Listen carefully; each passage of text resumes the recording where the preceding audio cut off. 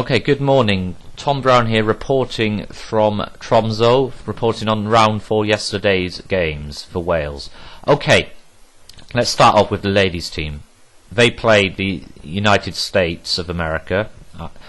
Very tough pairing, but it's a reflection of how well the ladies are doing. That in round 4 they're playing one of the favourites for the actual whole Olympiad, so that's excellent.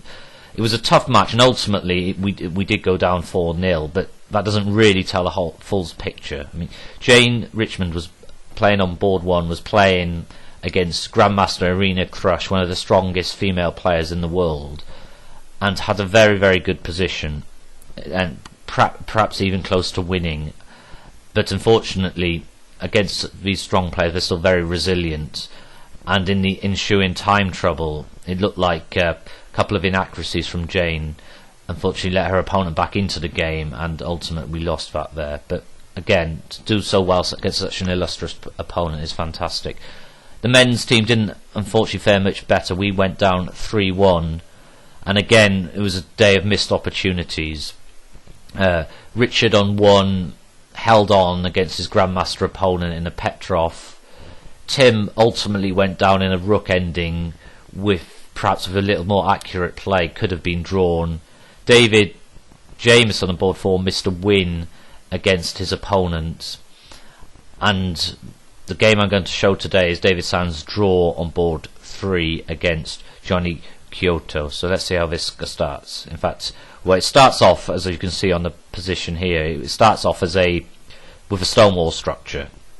So let's just see how that started actually. So it's d4, d5, e3, knight f6, bishop d3, c5, sort of normal standard developing moves, e6, f4.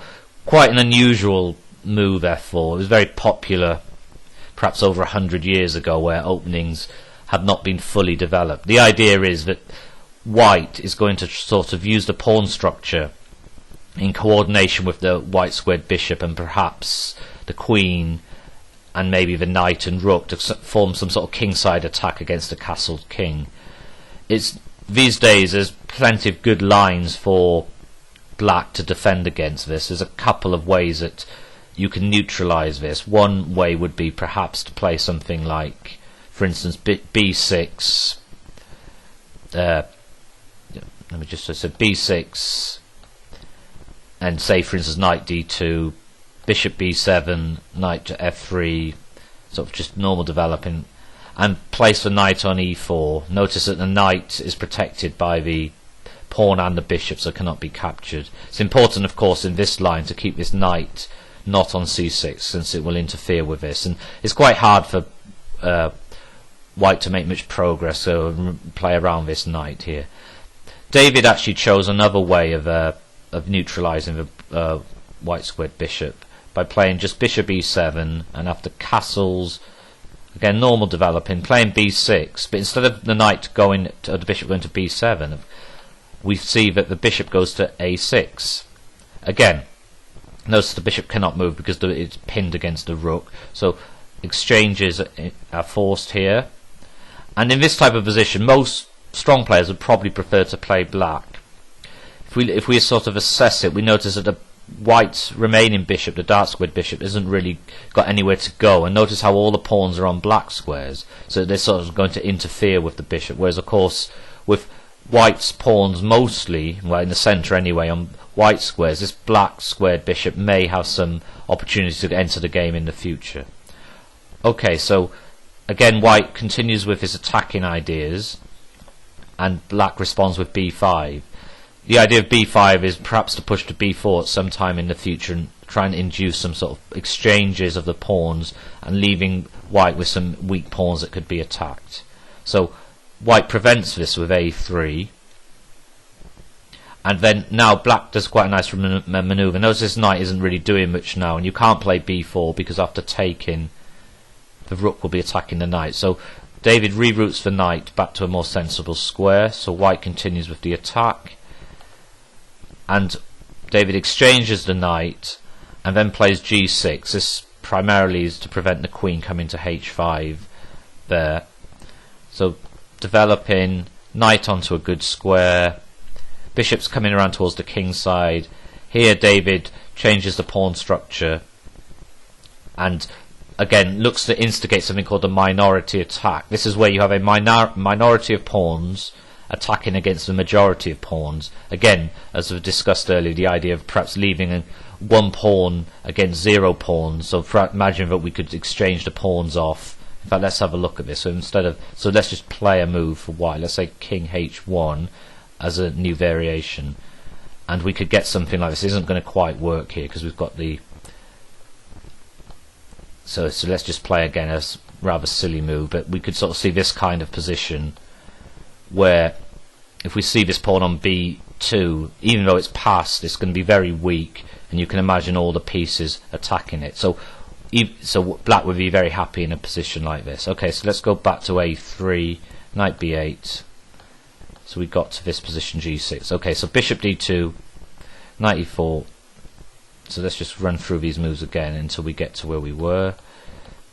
And here white continues with his ambitious plan of trying to attack, but coolly black reacts by just removing the knight and then putting the bishop on a good square, and this an F5. Again, it looks like this is just a pawn sacrifice. Let's see. So after takes, David played the safer move of G5, which you can kind of see why, because it sort of stops any of the lines opening up against the king. However, just taking the pawn, and after something like Queen F3, moving the king away from checks, and perhaps regaining the pawn, Rook D8, Queen. So Queen comes to G7, threatening checkmate on both G1 and G2.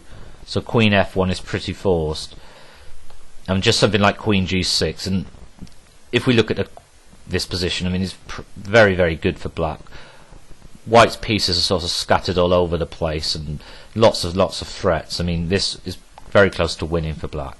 However, let's revert back to G5.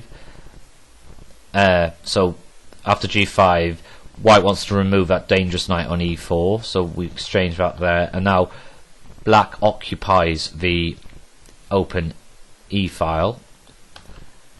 So Queen H5, no real threat. Notice the queen is always protecting H7. So Queen D7, attacking the pawn, Bishop G3. Taking the pawn is not, I don't think, a good idea, because after, say, taking the pawn, for instance, Queen, in fact this is absolute rubbish because there's a bishop on 3. So after, say, something like bishop takes, bishop takes, let's do that. Bishop takes, pawn takes, say Queen takes pawn. Rook F1's quite annoying here, so after Queen needs to move and stay in contact with the pawn, so say something like Queen here, and then just Rook takes F6, and of course this looks very good for white. So taking the pawn was not really an option there. So let's go back to Bishop G3. So what did you say? So keeping the bishops on the board, Rook F1, Rook E4, very nice outpost square there. Notice it cannot be attacked by the bishop, so the only pieces that can attack this would be rooks. So Bishop F2, Rook A E8, Rook F3, Queen goes to F7. Perhaps not that necessary to swap queens, but again we reach this kind of endgame position where black is to be favoured. Notice there's white's piece is not particularly well coordinated. Black's pawns are on dark squares, so there should be some opportunities here to push for the win. However, after Bishop G3, Rook E2 threatening the pawn, Rook back to defend the pawn, David just swaps rooks and a draw is agreed. Perhaps there was still chances for black in this position. Instead of playing takes, maybe H5, and this bishop can get a bit annoyed. I mean, they certainly could perhaps play on for a win, but having said that, though, it's still a good result against a strong opponent. Okay, there's a summary of round 4. I should be back tomorrow, hopefully with better news to report for round 5. Thank you.